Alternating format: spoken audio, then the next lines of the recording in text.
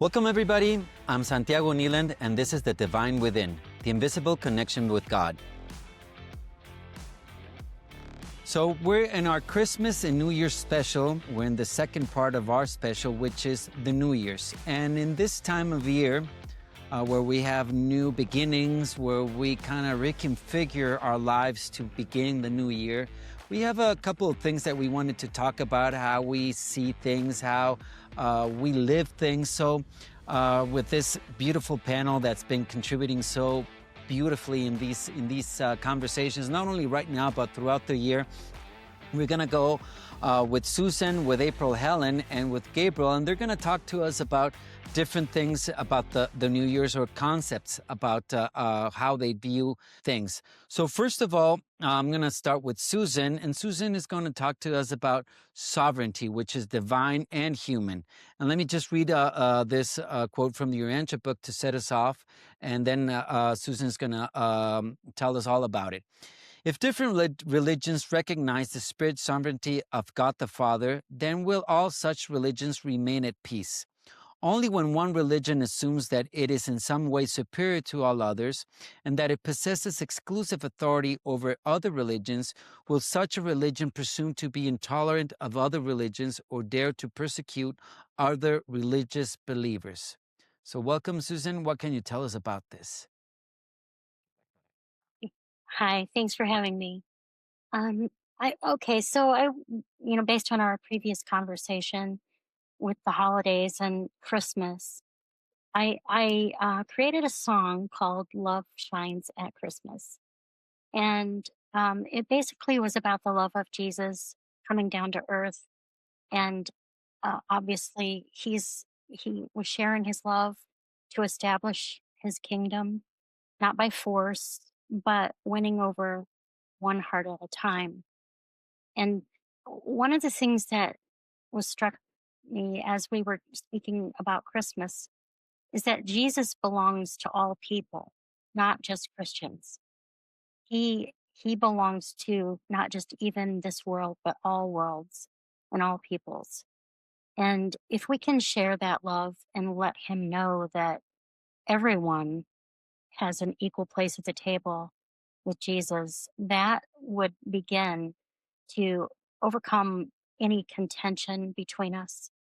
And so, what I was going to share is that even though we weren't ready for Jesus as the Prince of Peace when he lived here, and maybe we're ready for him as the Prince of Peace now. I'm looking back over the holidays, and we begin in the United States with Thanksgiving, gratitude. And the next day, everybody runs out because of their sense of gratitude and thankfulness to God. And they're shopping, they're being generous. As Margie said before, the spirit of charity helps them to share and to give to the needy. And all of these things are spiritual for us, reactions to our feeling and our sense of being part of the family of God, being loved by God, and being his children, which once we want to share with each other. And if we're going to maintain the peace that allows us to enjoy the fruits of the Spirit, to live fully with joy, we need to be able to appreciate each other. It's not just about Christmas, but there are a lot of other holy days that other faiths experience that we might partake in and try to understand better the cultures. And Rick mentioned once before that it would be awesome if we could have a taste of faith and culture so that everyone could share. And if we, the sovereignty is based on the kingdom of heaven, the divine government, which we've talked about, Santiago, is Mm-hmm. founded on the fact of God being the divine sovereign. And we're told in the Urantia book if different religions just recognize the spirit sovereignty of God the Father, then we will all remain at peace. And religious peace, brotherhood, can never exist unless all religions are willing to divest themselves of authority over other religions or being considered better. We're not. Everyone has their own journey and their own path to God. And by sharing that, um, we avoid contention, which Jesus doesn't like at all. So I was just I wanted to share that the good tidings really, Jesus began to preach. He talked about repentance, but his message always was followed by the good tidings of the joy and liberty of the new kingdom. And I think that we're the ambassadors of that joy and liberty, to be able to share ideas, to share faiths, to share the reasons and cultures, the histories of our faiths, and appreciate each other for who we are. And that is the the way we can actually move forward and create that environment to become better for each other and for ourselves and for God. So if anyone would like to add anything to that, I would I love welcome that. it. And let me just frame that and put it as you're saying, it's not that it's exclusive of one religion, but rather inclusive of all religions. And that's what Jesus brought us. It's not that it's just Christianity, but it's this giving and this joy that we're talking about.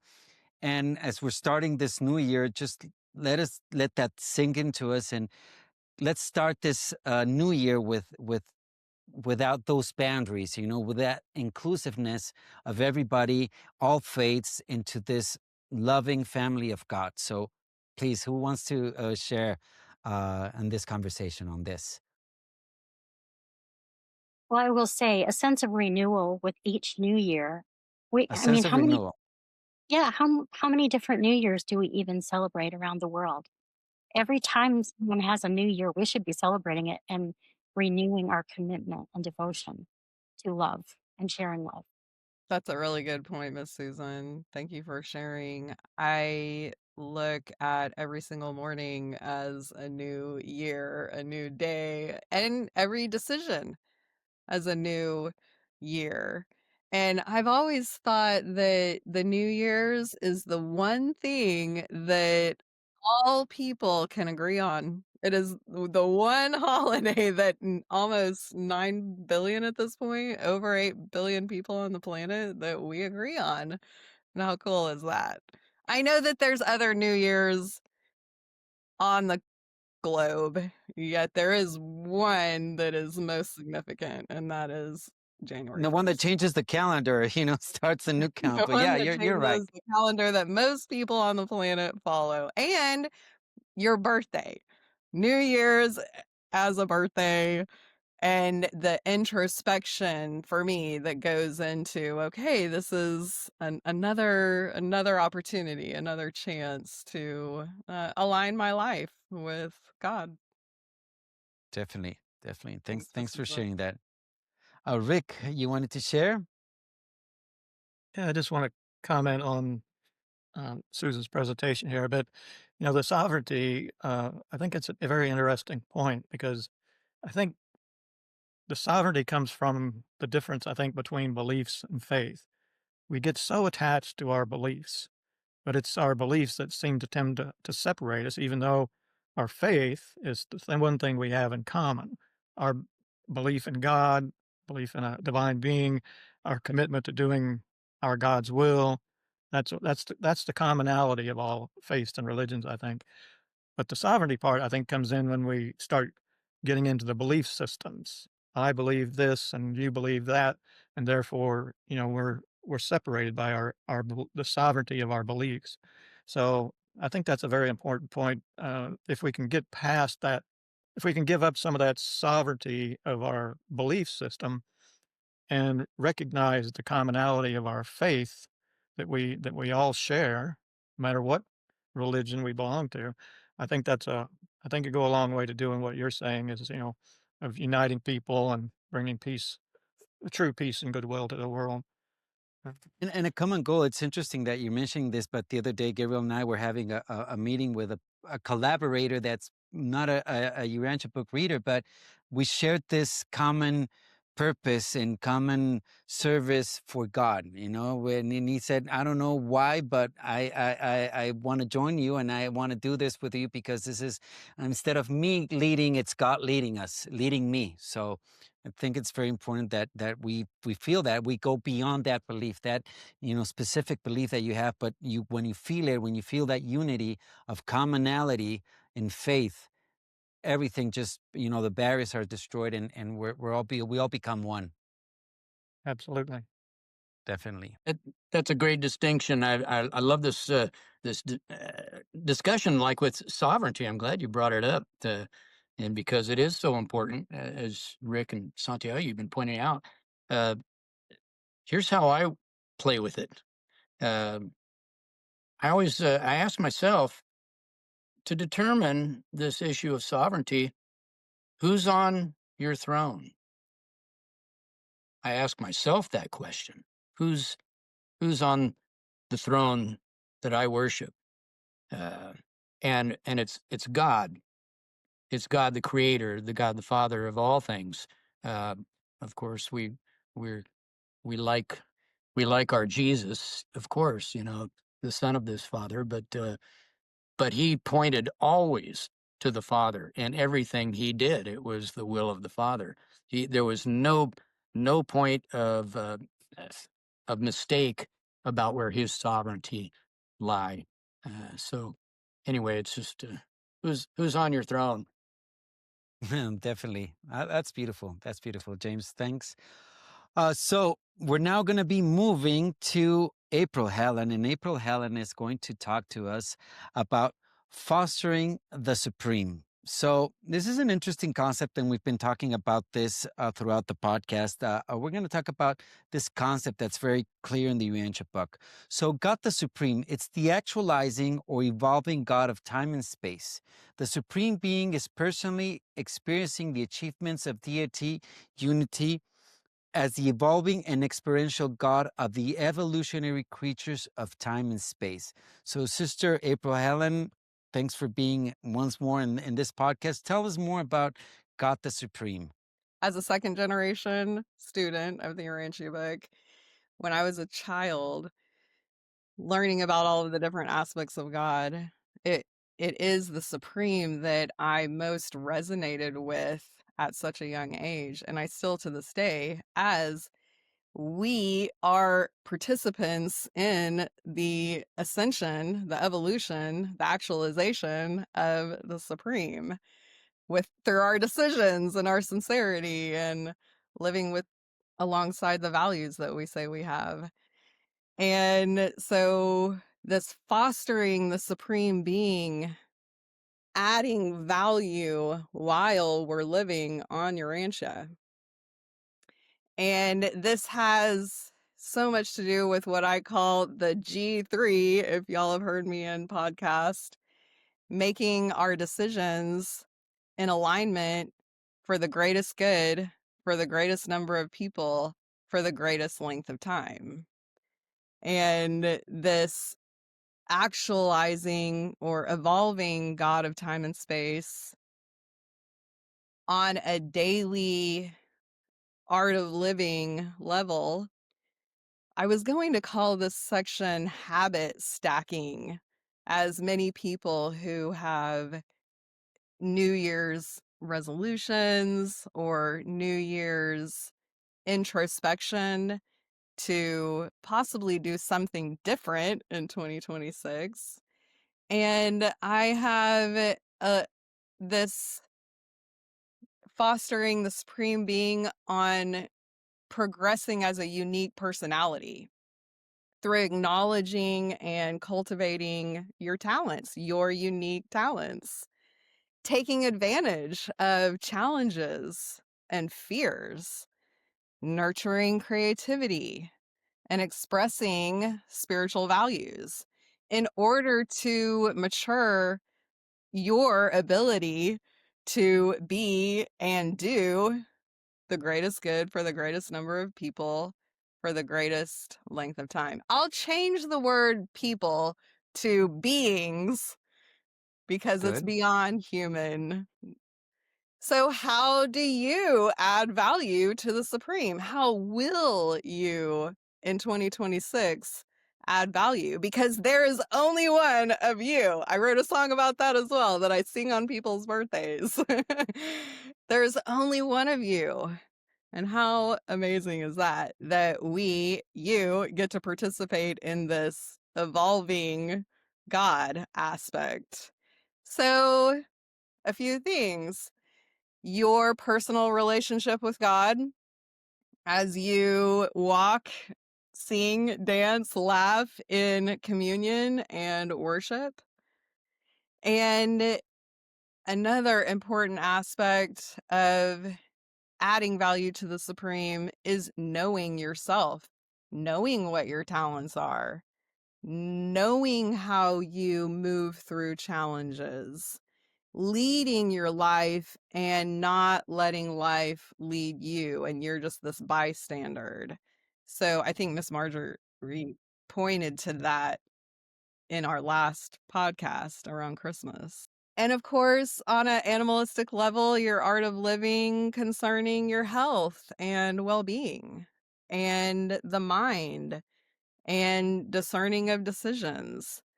So as we look back to the other podcasts that we've had before around your personal lifestyle and leading it and not just being a bystander of it happening to you. So everybody is unique.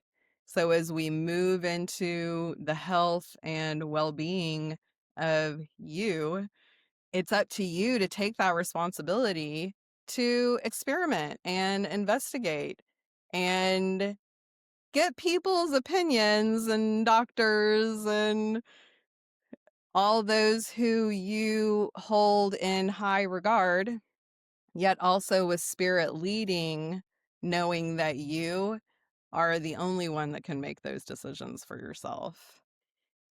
We've touched on this in past podcasts of this 4-tiered law of observation to remain in a relaxed body. So always, as many times in the day that you can, check in with your physical body temple and see if you're holding tension.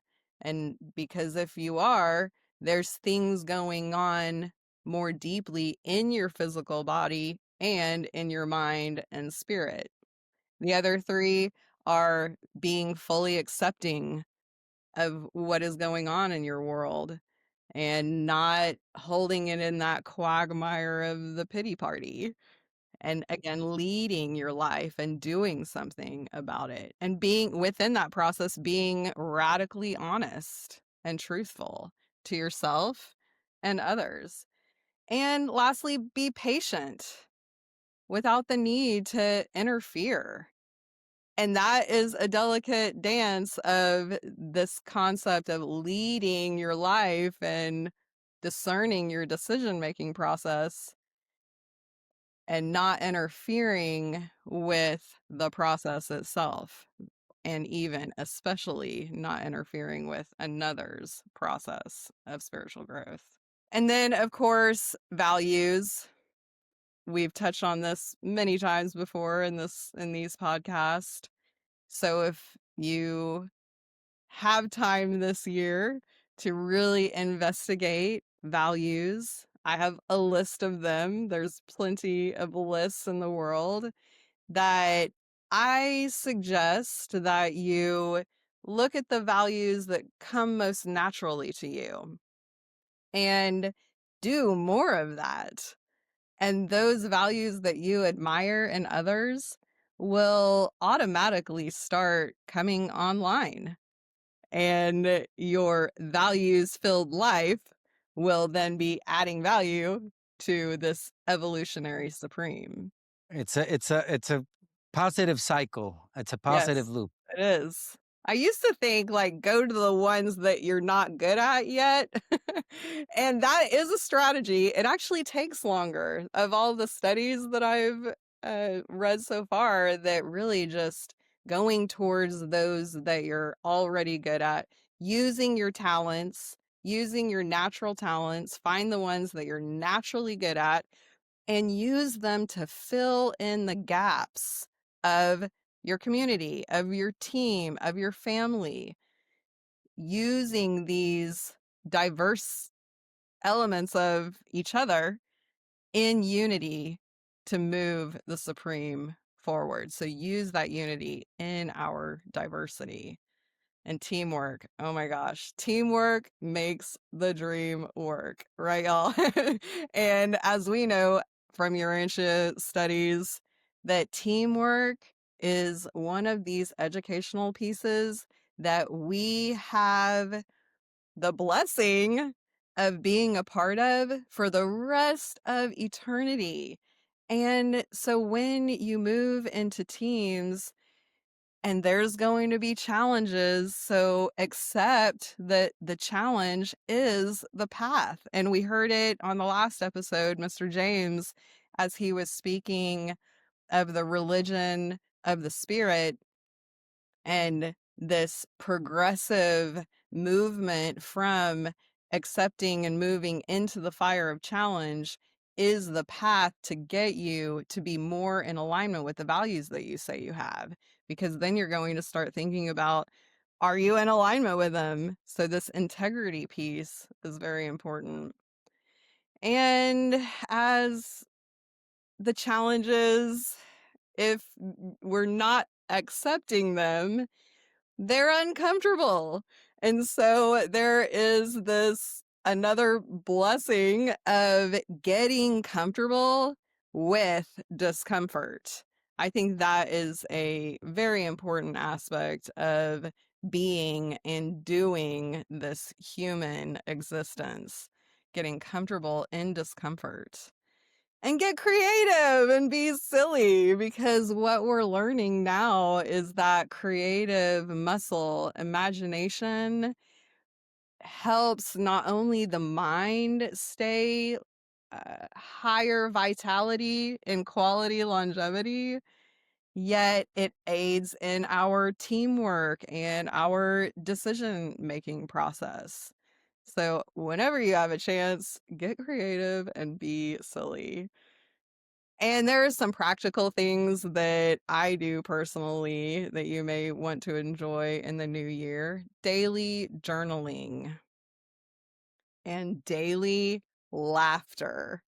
Even if the laughter is a fake it till you make it situation. Get a buddy or even do it with yourself. Look at yourself in the mirror, make silly faces, and know that you are the only one of you and you are a blessing. Namaste. Thank you, Sister. But yeah, it's a very practical, and I always like what you bring to these podcasts, because it's very practical ways of applying your philosophy of and what you've learned throughout your life, and it's really sharing what's important. So Yeah, I want to tag on to that creative, unique thing, because that's all tied into the supreme. We've got this creativity that we get from God, and every time we use it, we're contributing something new to the evolution of the supreme and this whole universe thing. So that's a key component. Thank you for bringing that out, and also remember, the perfected grand universe of those future days will be vastly different from what it is at present. That's in the last section of the God the Supreme. So, as far as our new year, everything will be vastly different from what it is at present. That keeps that faith and hope thing going. Thanks, April Helen. thank you, James. Margie, you wanted to share something? Thank you, April Helen, who I'm hoping is going to come visit me sometime soon. Anyway, you just remind me of so many things I want to say at one time. I think this thing about starting with your strengths, your talents that that you have. It's great, because when you have success, that gives you confidence. But we also need to move to that area, where we fail, where we don't make it. Okay. We know, we try something and we don't necessarily succeed like we would like to succeed, but we learn. Okay, and that of course we know we gain wisdom, but it's really hard at times to push ourselves from our zone of comfort to our zone of discomfort. And part of that, where you can perhaps give yourself the courage to do it, is prayer.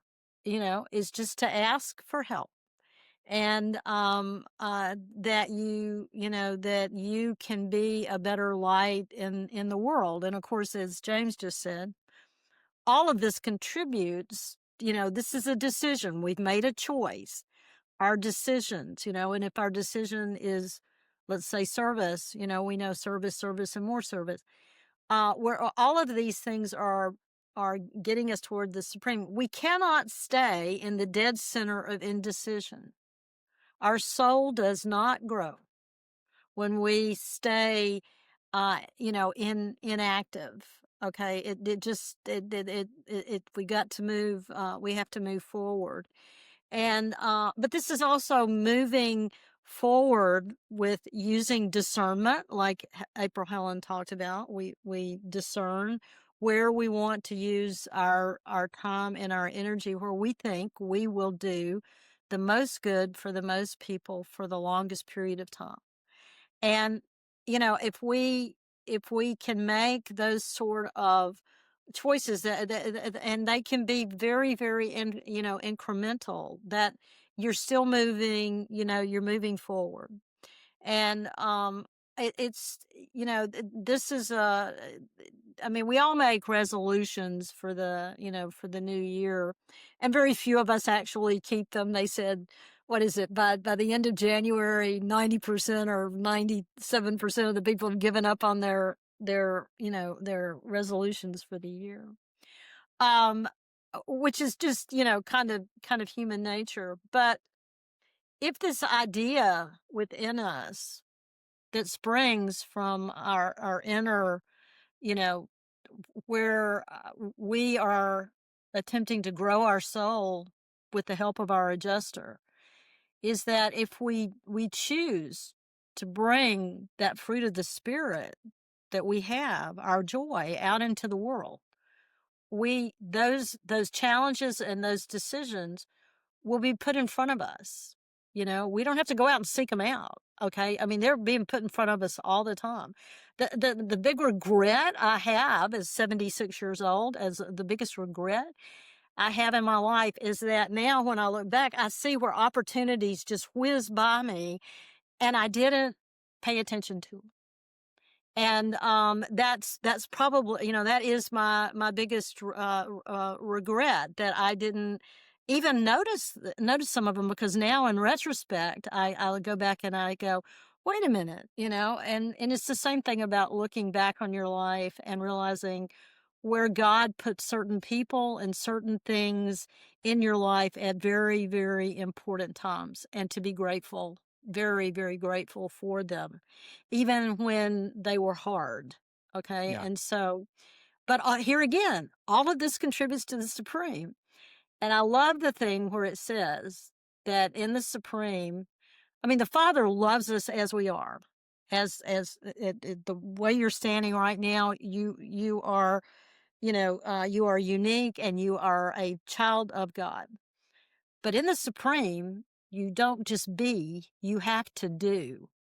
And that's what that quote is like one of my favorite ones, because it keeps me moving forward every day. So, anyway, thank you, April Helen and James, both. I appreciate it.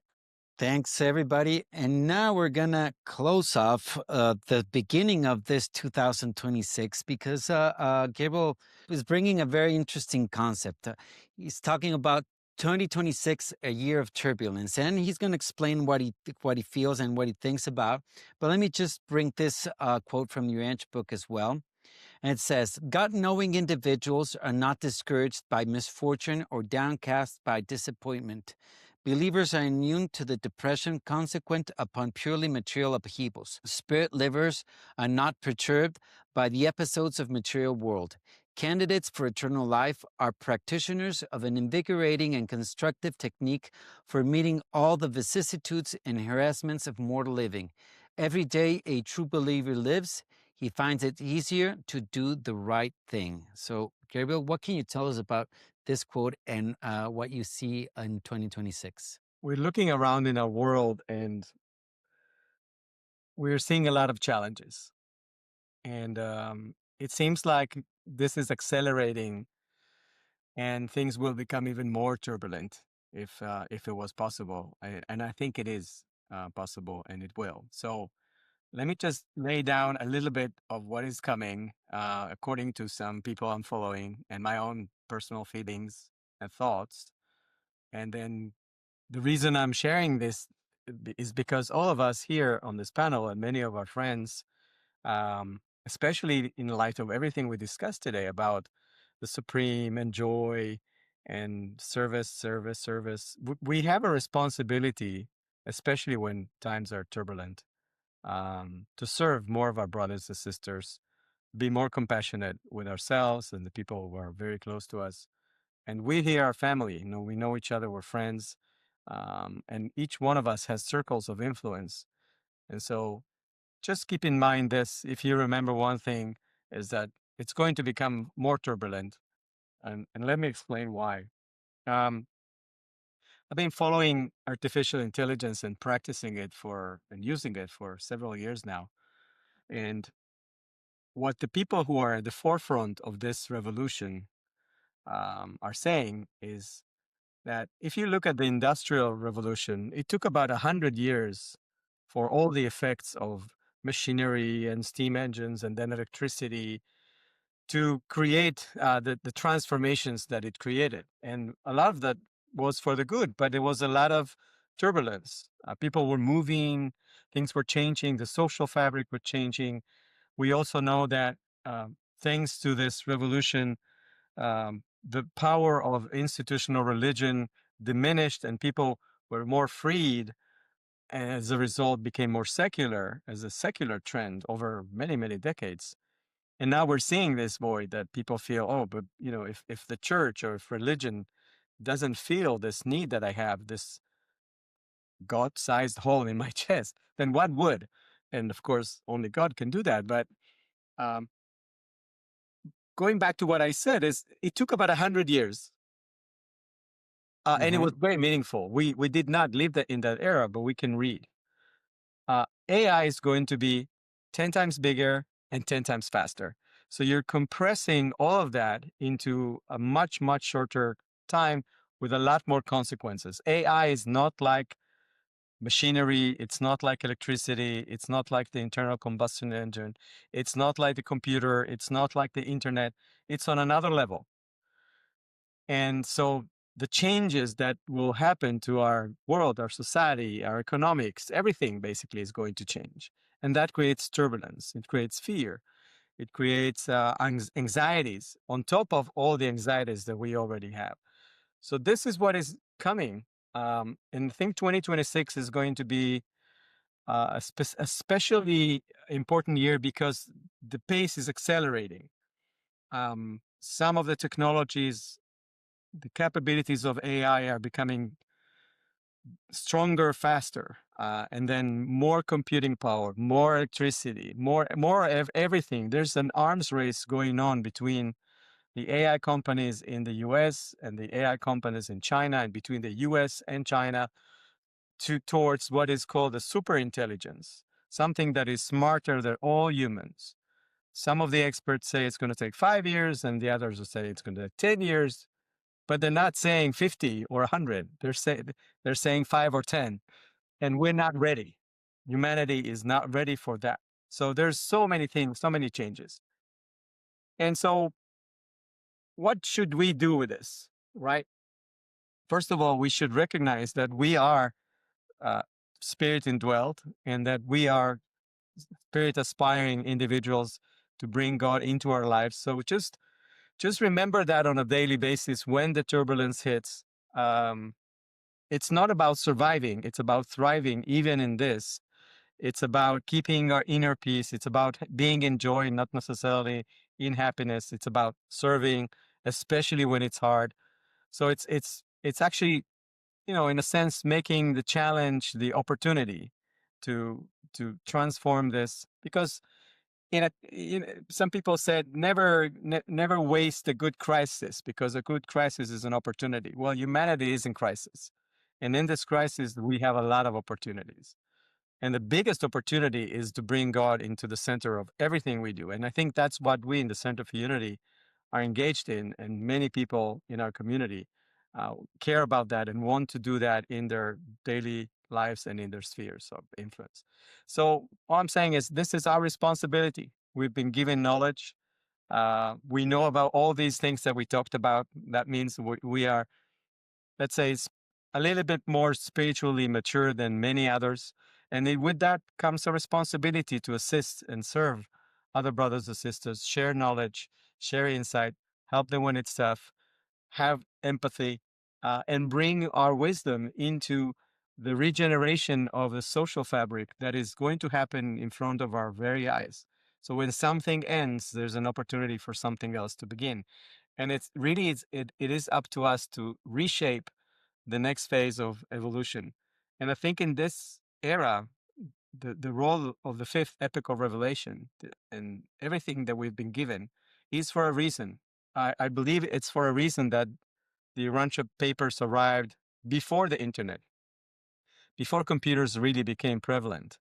So the timing of the publishing is not a coincidence. There was enough time to absorb it by the first 2 or 3 generations, and now this is the second century of this project. Now, the first forum meeting was in 1923. We are in 2025. We are the second century of this probably 1,000-year project. And so we have to think bigger. We have to get out of the box and do our job. Thank you, Gabriel. I like that you're saying that through struggle and through, like you're saying, through all this, the crashing of the previous concept or the previous thought of concept and the new concept that it creates strife. But within that strife is the renewal. It's the rejuvenation of cycle, and I'm really excited for that. And it's just the beginning of so much grander, and in the end, it's the projection of God knowing and God sharing people and loving of love towards each other. So, thanks for sharing this such beautiful insight. I don't know who wants to contribute and comment on this. Well, I thank you, brother. I love the cheerleading of us towards taking this as a responsibility. And Marjorie alluded to it a little bit of you have to do something within the Supreme. And since we have access to this revelation, I feel even more responsible now.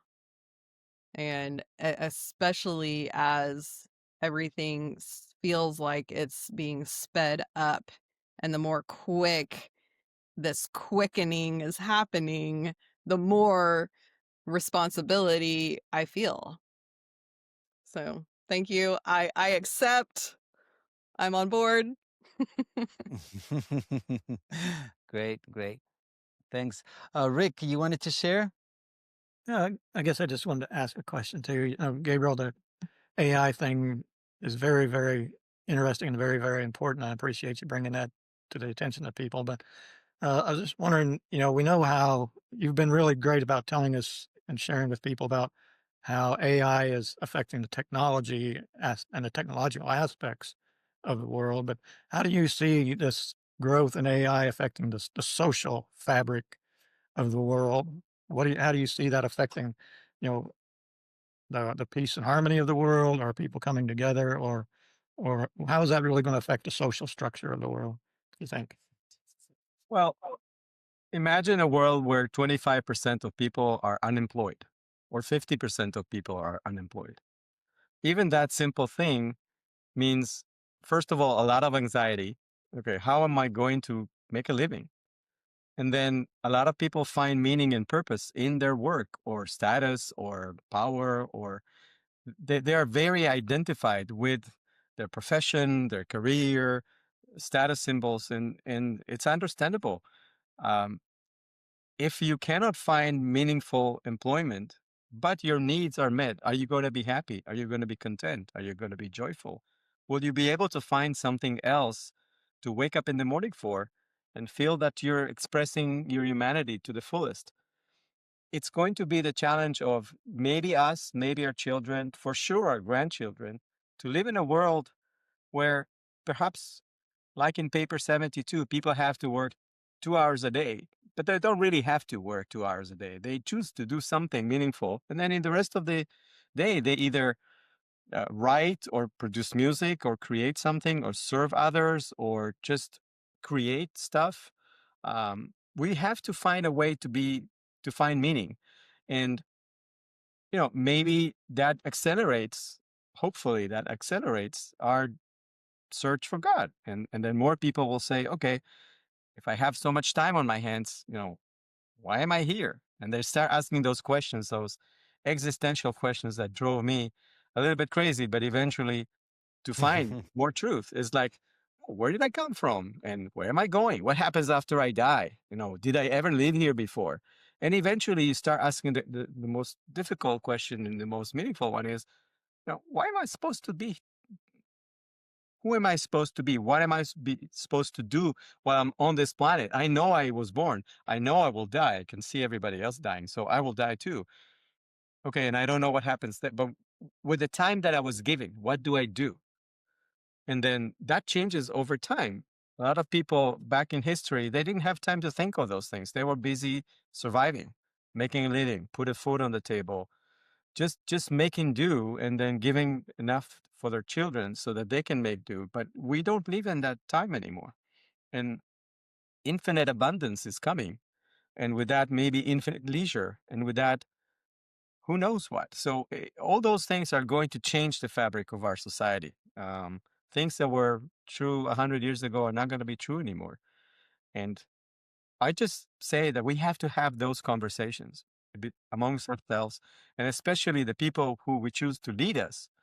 They should be having those conversations, and they're as lost as everybody else. We are all lost, but they're lost too. So we cannot look for them to leading because they're oblivious to what is going on. And it is really up to everybody to participate in these questions. And not everybody can give a lot of intelligent answers. I don't have answers, but I'm thinking about this and I'm sharing this with as many people as I can so that everybody wakes up and says, okay, even if I don't understand what's going on, I can be aware that there's big changes, and then start asking questions and start reading and start listening to other people and talking and sharing.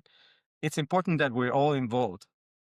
You know, I don't really like Sam Altman very much. Um, he doesn't strike me as the most, let's say, altruistic person or service-oriented person. He's very intelligent.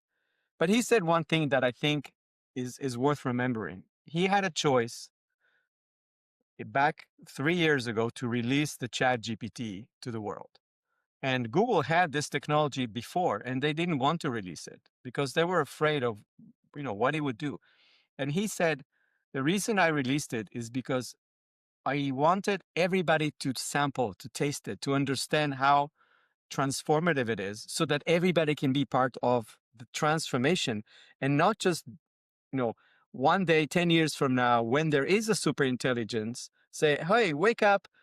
We invented this thing that is going to magically whatever. And then, oh, here it is. And then everybody would be in shock. And then that would be a much worse outcome. So he did that, and he gave everybody else no choice. Everybody now is in the race, and it's a life-changing technology, and we get to participate. We get to ask questions, and we get to shape this transformation one day, one decision at a time. But we have to engage. And so my job is to instigate people to engage. And if you don't know, talk to me, ask me. I follow the people who are the leading edge, the bleeding edge of this technology. I understand most of what they're saying. I don't know the details of how they do what they do, but I understand the social fabric is going to be mightily pulled, and that's inevitable. Definitely, definitely. April Helen, you wanted to share as well? I love that far-reaching answer to that question, Mr. Gabriel. What came up for me in that question, Mr. Rick, was how I use AI in my global communication as I'm an international worker, and how it has helped me to communicate with different cultures and being in conversation with AI to develop myself as an international sibling of yours. So, and I love AI. I think it has so much potential, and just the brief share that you gave us, Mr. Gabriel, it had my mind going into, 100, 1,000 years from now on this planet, and whoa, like we are in for a ride for sure. Definitely, definitely. Margie, you wanted to share as well? Yeah, I wanted to bring something up because Gabriel, what you had to say, particularly go looking into the future. It was very interesting because a week or so ago, I was in a study group and we were reading in paper 84, and it said that talking about we as the global community, we have not begun to develop real institutions of self-gratification. Now, they're not talking about negative self-gratification. They're talking about positive self-gratification. In other words, with this extra time that you're going to have, what are you going to do with it? Okay. And so I started looking at, I queried the tutor. I went out on Claude and did a lot of, stuff and started thinking about it. And then I remembered reading Government on a Neighboring Planet, and when it talked about how, like, the mayor of a big city, he would work and do his job for like 6 or 8 hours, but then he would immediately pack up and go, and he was, working on like another, area of his life where he could be of even more service. Okay. And so the other ideas were, where we had, it was more like the approach that we don't do too well yet, of lifelong learning. In other words, where you don't ever really stop. You are constantly learning more and more ways of hopefully being of service to your fellows. And this would be the self-gratification that would turn into, loving fellowship, loving service, that this technology could afford us to. So this is one of the positive aspect, as we spoke previously about the very negative way things could happen, and we certainly don't want to go down that road. But if we look at this, we can, as we all age, we can also look at these ways of using things that are self-gratifying, but also are service oriented. It's a win-win, sort of situation. Yeah. So yeah, it was really so when you started talking about the future, I think, because I got on that self-gratification thing, because when it said we are not building institutions of self-gratification, that's in paper 84 if you want to look it up.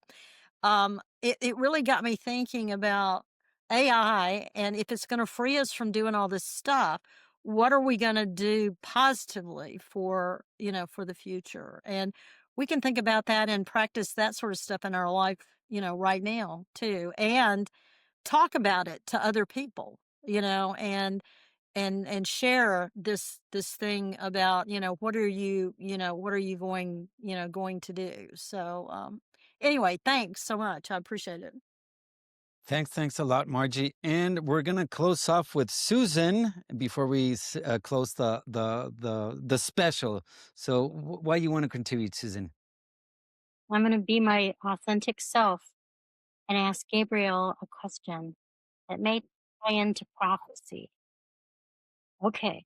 So at some point, a prophet said that there would come a time when all human knowledge was realized, and that moment would be when Michael, the great prince of Israel, would stand up for his people. So, with AI, how close are we to hitting critical mass of all knowledge? That we may be really close to a visit from Michael. We're looking long term into how are we going to live after we get some leadership here. You got a curveball there, Gabriel. Yeah, just go ahead and ask The that curveball, question, and I'm Susan. docking. Susan, I cannot answer that question. I'm gonna dodge and say, I think Michael is a ways off, But just and in case. I personally think that all of us here, and many generations hence, will not witness Michael coming back to this planet, simply because we still are not able to take it. We still need a lot of evolution. But that's my own personal thing about AI. Um, right now think of AI as having ingested everything digital that exists, all the videos, all the books, all the texts, all the internet websites, all the transcripts or whatever. So it's but that's almost like a toddler. It's called pre-training, and it's equivalent to a toddler that basically is born, and we all learn how to speak, walk, eat, use our body in an unsupervised way. Of course, our parents help us, just to keep us safe, but they cannot teach us how to do any of those things. And so that's what a model is when it ingests everything. It's like a toddler. Then you do on top of that the reasoning, the thinking process, and that's like a student that goes to school. And so now we have all those models that can reason and solve PhD level problems, but they cannot invent anything new yet. They're still trying to master human knowledge, but instead of having there's PhDs in 1,000 disciplines. So one model can be a PhD in all of them. That's superhuman. There's no human who can be a PhD in everything. So in that sense, there are areas where it's becoming superhuman in its abilities, but in other areas, it's very, very crude. It cannot, even self-driving is still not really, really working, and the robots are still clunky, and they cannot really thread a needle because whatever, so some things AI cannot still do. So it's really not very uniform. And so people say, oh, it cannot thread a needle, so it's useless. Okay, but it's a PhD in physics. So is it really useless? So it's like, Yeah. it's not 0 and 1.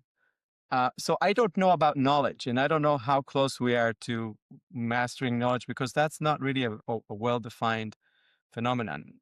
And personally, I think when Michael comes here, it's because, let's say, we've earned it. And I think we haven't. Not yet. Just to say, though, he did say that he may revisit in connection with a planetary crisis. Oh, okay. Yeah, just in case. Yeah. I think Gabriel will come first before Michael. Gabriel can handle almost everything, if not everything. Well, Anyway, we have some hope. yeah, that's a very nice place to leave this, with hope, with what's going to happen, but definitely something's going to happen, and well, I thank all of you. It's been a really uplifting and inspiring Christmas and New Year special. So that, and all of you that are watching us and that have heard this conversation and feel inspired and know a little bit more about the celebration of Christmas, how we view Christmas, and what's coming on this new year and new cycles and new everything. So Thanks everybody for participating, for being with us, for sharing your insights. Thank you for watching us. It's been a pleasure to bring all this information to you. Like I said, always, if you like this, remember to subscribe and to share this with people. Not only say, let's share the link, but to share what we're saying. If you think this is impactful for you, it might be impactful for other people. So this is about sharing, as we've said. So I thank you. I thank all of you.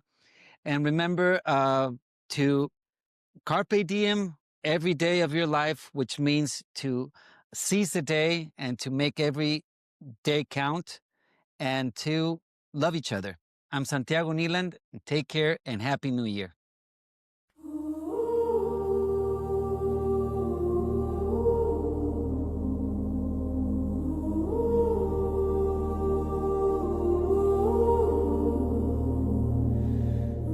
Stained glass colors dance on faces all around.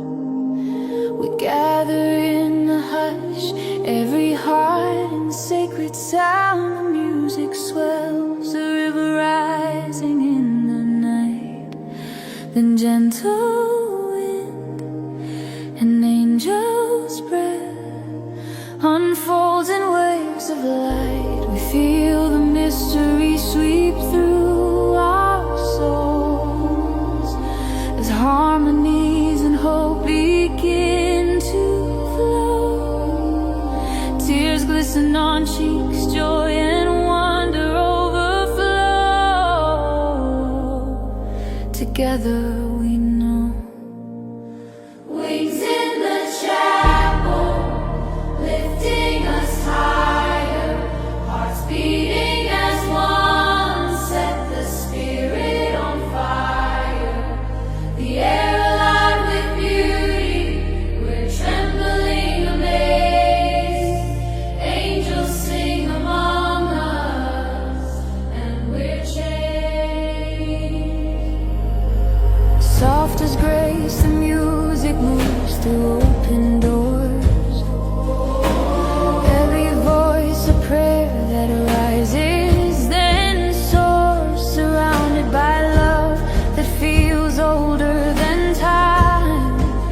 And all in our veins, it feels wholly divine. We sense the wind, feel feathers from above. All the world dissolves, we're held in perfect love. Goosebumps on our skin and light in every eye. In this moment, eternity is now. Winds in the chapel, lifting us higher, hearts beating as one, set the spirit on fire.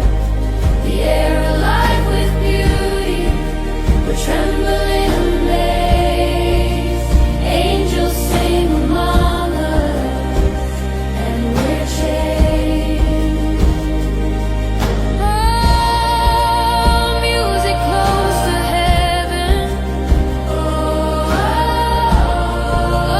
souls release and fly. Every note a blessing. We touch the edge of light. Wings in the chapel, hearts rising higher, bathed in the music, divinely inspired. The tears and the chills will never be the same. Together in wonder, we praise your holy name. So let the river of glory carry us away. In the arms of the angels, we'll remember this day.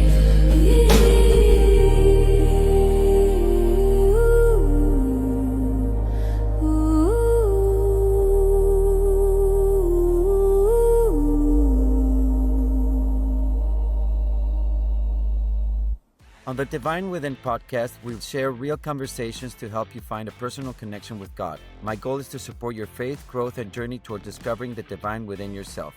Join us to deepen your faith and spiritual journey.